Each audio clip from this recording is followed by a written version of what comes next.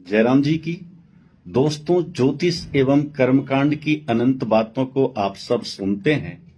आज भाग संख्या 59 में मैं परिचर्चा करना चाहता हूं शनि ग्रह का स्वभाव, प्रभाव और निदान। इन तमाम बातों पर मैं परिचर्चा करूंगा। पहले यह समझ लें, ज्योतिष जगत में जैसे सूर्य को सम्राट कहा गया है, वैसे ही शनि देव को न्यायाधीश का पद मिला है। जिस प्रकार से दो छोर होते हैं पृथ्वी के, या किसी डोरी के दो भाग होते हैं, उसी प्रकार से ज्योतिष जगत में जो अंतरिक्ष है, उसमें प्रथम हमें चंद्रमा, इसके बाद सूर्य, किंतु प्रथम सूर्य ही हमें दिखाई देते हैं। इसी प्रकार से जो अंतिम परिधि है वो शनि की है। और शनि जो रत्न है, इतना सुंदर, देखने में उत्तम है, मनोरम है, जो हम सब ललायित हो जाते हैं, ललचा जाते हैं। शनि ग्रह को अगर स्वभाव के बारे में, शनि ग्रह के स्वभाव के बारे में कुछ कहें तो जितना कहा जाए कम है। सूर्य इस संसार के जगत के सम्राट हैं, तो शनि देव तो न्यायाधीश हैं और न्याय करते हैं। कभी भी मतांतर नहीं हो सकता है। जो सोच लेते हैं वही फल मिलता है। इसलिए इस संसार में सूर्य से कोई भयभीत हो या न हो, किंतु शनि देव से हर व्यक्ति भयभीत होता है। और इसलिए आज के समय में हम सब जानते हैं कि सूर्य से ज्यादा आराधना शनि देव की होती है। शनि की सबसे बड़ी विशेषता है कि जिस व्यक्ति के जीवन में शनि उच्च का हो जाए, शनि बढ़िया हो, वो व्यक्ति न्यायविद होता है, न्यायाधीश न्यायाधीश होता है। और इतना ही नहीं, उद्योग जगत के महान व्यक्ति होता है और उसके पास किसी प्रकार का वैभवशाली जीवन का अभाव नहीं होता है। और यही शनि अगर नीच का हो जाए तो इन तमाम चीजों में बड़ी समस्या रहती है। चाहे वो उद्योग जगत हो, चाहे न्याय का क्षेत्र हो, चाहे उसका कोई उच्चतम पद हो, इन सब चीजों में बड़ा ही संघर्ष करना होता है। शनि ग्रह के स्वभाव के बारे में, शनि ग्रह जितने भी ग्रह हैं, उन तमाम ग्रहों में शनि ग्रह एक बार जहां पर विराजमान हो जाए तो बहुत जल्दी स्थान परिवर्तन शनि नहीं करता है। शनि ग्रह वैसे इस जगत में सबको ग्रह कहते हैं, किंतु वास्तव रूप में ये तमाम ग्रह देव तुल्य हैं और देवताओं की तरह अपना स्वभाव और प्रभाव दिखाते हैं। ज्योतिष जगत में शनि देव इसलिए हैं क्योंकि जहां पर सत्यम वद धर्मम चर, ये जो परिभाषा है, यह शनि देव के ऊपर में बिल्कुल सटीक बातें लागू होती है। अर्थात शनि ग्रह किसी को देख करके अपना न्याय नहीं करता। शनि ग्रह पूर्ण प्रभाव व्यक्ति के ऊपर देता है। एक दरिद्र राजा भी हो सकता है और एक राजा दरिद्र भी हो सकता है। शनि की जहां दृष्टि पड़ती है वो सर्वनाश कर देती है, और शनि जहां विराजमान होता है वो स्थान की उन्नति हो जाती है, चाहे शनि नीच का हो, चाहे शनि उच्च का हो। ज्योतिष जगत में दो राशियों पर शनि का अधिकार मिला है, मकर और कुंभ। ये दोनों राशियों पर शनि ग्रह को अधिकार मिला है। और मेष का अगर शनि हो जाए तो फिर नीच का हो जाता है। तुला राशि का अगर शनि हो जाए तो उच्च का हो जाता है। शनि ग्रह, जिन बलशाली ग्रहों के साथ शनि ग्रह होगा, वैसा ही स्वभाव और प्रभाव व्यक्ति के जीवन में आएगा। शनि के साथ सूर्य हो जाए तो मतांतर रहता है। शनि के साथ शुक्र हो जाए तो कूटनीतिज्ञ होता है, राजसी ठाठ बाट से जीता है और उच्च पद पर आसीन होता है। शनि के साथ बुध हो जाए तो महान कलाकार होता है।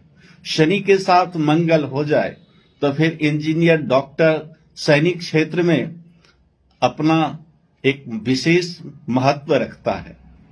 राहु केतु के साथ युक्त हो जाए तो फिर छलबल के क्षेत्र में विजय प्राप्त करता है। इसलिए यह तो जन्मपत्री से जाना जा सकता है कि व्यक्ति का शनि के साथ कैसा संबंध है और क्या लाभ मिलेगा, किंतु यह जरूर समझ लें, शनि ग्रह को ज्योतिष जगत में 19 वर्ष की महादशा यानी आयु मिली है। शुक्र के बाद शनि को ही सबसे ज्यादा उम्र मिली है। यद्यपि युवावस्था है, चूंकि सूर्य देव के पुत्र हैं, इसीलिए सूर्य और शनि की मित्रता नहीं है। सूर्य और शनि में परस्पर वैर भाव रहता है। वैर भाव का कारण अपना अपना स्वभाव है, क्योंकि सप्ताह में प्रथम दिन अगर सूर्य को मिला है तो सप्ताह का अंतिम दिन शनि को मिला है, और ये 6 दिनों में जो कर्म व्यक्ति करता है उसका प्रतिफल, उसका जो न्याय है वो शनि देता है। इसलिए शनि ग्रह से हर व्यक्ति डरता है। शनि ग्रह को सभी मानता है, शनि ग्रह की सभी आराधना करते हैं। और यहां पर एक बात और भी ध्यान दें, हम सबके अंदर में एक जो है भ्रम उत्पन्न है कि शनि ग्रह मलेच्छ ग्रह है। वास्तव में शनि ग्रह मलेच्छ नहीं है, न्यायाधीश है, न्याय करता है। जीवन में कोई भी व्यक्ति उच्च पद पर आसीन होकर न्याय सही नहीं करता है तो उसका शनि नीच का हो जाता है। जीवन में जो व्यक्ति सादगी से जीता है और सही न्याय करता है उसी का शनि उच्च का हो जाता है। इसलिए ये सब परिचर्चा तो ज्योतिष जगत की है, परंतु शनि जिस राशि में विराजमान हो वहां पर 2.5 वर्ष तक एक राशि में शनि रहता है। जीवन में हम आपने सुना है कि शनि की ढैया है, 7.5 है।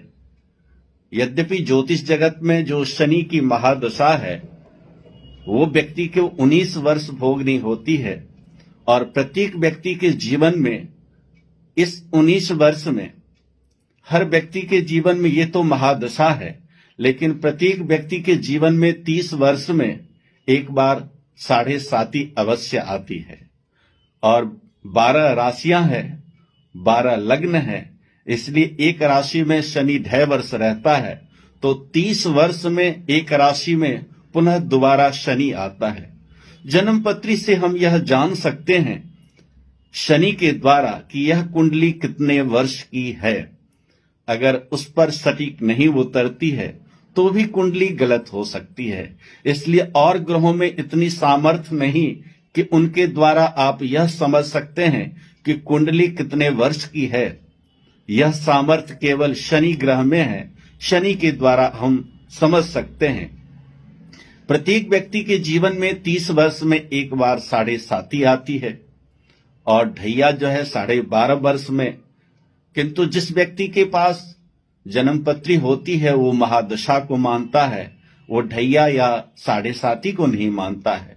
जिस व्यक्ति के पास जन्मपत्री नहीं होती है फिर वो अपने नाम राशि से ढैया और 7.5 पर विचार करता है, क्योंकि उसका भी प्रभाव होता है। ये सब अपने अपने मत हैं। हम आपने देखा है किसी भी व्यक्ति को अपनी जन्मपत्री का पता हो या ना हो, लेकिन एक चाय पीते पीते अखबार जब व्यक्ति कभी पढ़ता था या पढ़ता है तो अपने राशि का प्रतिफल अवश्य देखता है। अपने 7.5 और ढैया के बारे में एक आम व्यक्ति भी विचार करता है। इसका मतलब है कोई व्यक्ति सूर्य की आराधना करे या न करे और ग्रहों की पूजा के बारे में समझे या न समझे, किंतु शनि ग्रह का प्रचलन, प्रचार और प्रसार ज्योतिष जगत में सबसे ज्यादा है। इसलिए आम व्यक्ति भी 7.5 और ढैया के बारे में जानता है। और वस्तुतः शनि की जो विशेष दृष्टि होती है 3, 7 और 10, जहां भी शनि महाराज विराजमान होते हैं वहां से 3, 7 और 10 अगर वो नीच के होंगे तो इन तीनों घरों में उस व्यक्ति को महान हानि का सामना करना होता है। अगर शनि देव उच्च के होंगे तो इन स्थानों से उस जातक को महान लाभ होता है। इसलिए यह जन्मपत्री बताती है। शनि ग्रह के बारे में अगर शनि खराब हो या बढ़िया हो तो आप कई प्रकार के उपचार कर सकते हैं। आप पूजा पाठ के द्वारा, आप रत्नों के द्वारा। पहले बात करते हैं पूजा पाठ की। आप श्री हनुमान चालीसा के पाठ कर सकते हैं। जो भी व्यक्ति हनुमान जी को प्रसन्न करता है, शनिदेव स्वतः ही प्रसन्न हो जाते हैं। या फिर श्री शनि चालीसा का पाठ कर सकते हैं। शनिवार के दिन तेल मर्दन करने से शनि दोष दूर होता है। शनिवार के दिन आप दीपक जला करके भी शनिदेव को प्रसन्न कर सकते हैं। अगर आप मंत्र की बात करें तो छोटा मंत्र तो सबको आता है, ओम शम शनिश्चराय नमः। इस मंत्र का भी जाप हो सकता है। अगर आप वैदिक मंत्र के जाप की बात करें तो ओम शन्नो देवी रविष्टया आपो भवन्तु पीतये संजोरविस्रवन्तु नः ओम शम शनिश्चराय नमः। यह वैदिक मंत्र है। इस मंत्र के जो जाप हैं वो कम से कम 78,000 होने चाहिए। और दशांश हवन, दशांश तर्पण मार्जन, दशांश ब्राह्मण भोजन और तुलादान, तब जाकर के हमें शनि ग्रह का लाभ जो यज्ञ से मिल सकता है। अगर आप पौराणिक मंत्र को स्वयं करना चाहते हैं जाप, तो आप कर सकते हैं। ओम नीलां जल समाभासम रविपुत्रम यमाग्रजम छाया मार्तंड संभूतम तम नमामि शनिश्चरम ओम शम शनिश्चराय नमः। यह पौराणिक मंत्र है। यह मंत्र प्रायः सबको आता है और इस मंत्र का भी पाठ जाप आप कर सकते हैं। इससे भी लाभ मिलेगा। अगर आप रत्न को धारण करना चाहते हैं तो नीलम, जितने भी रत्न हैं सबसे सुंदर, देखने में मनोरम, मन को हरण करने वाला यह नीलम रत्न होता है। अति शीतल होता है। इसलिए नीलम को लोग चांदी में धारण करते हैं। कुछ लोग नीलम को स्वर्ण में धारण करते हैं। परंतु मेरा मानना है जैसी आपकी परिस्थिति है आप उस प्रकार से रत्न को धारण कर सकते हैं। किंतु नीलम एक रात्रि में राजा भी बना सकता है और रंक भी बना सकता है।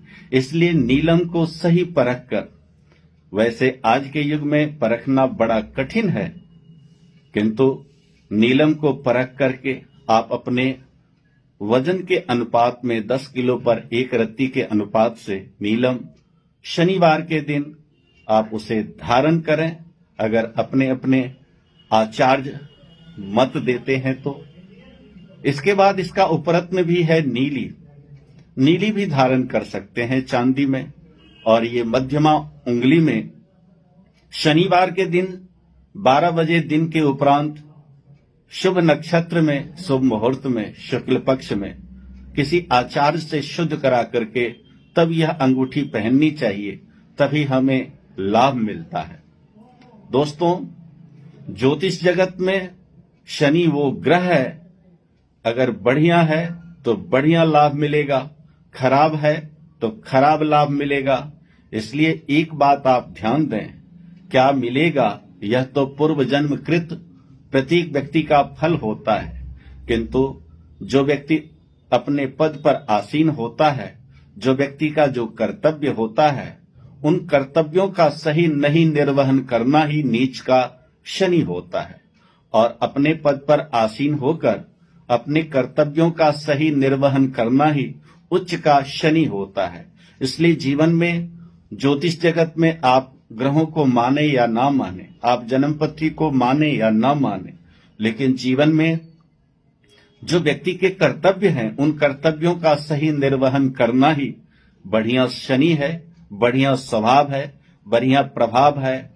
और मुख्यतः चाहे वो ज्योतिष जगत हो, चाहे कर्मकांड जगत हो, वहां पर व्यक्ति को यही बात बताई जाती है कि आपके क्या कर्तव्य हैं, आपको क्या करना चाहिए।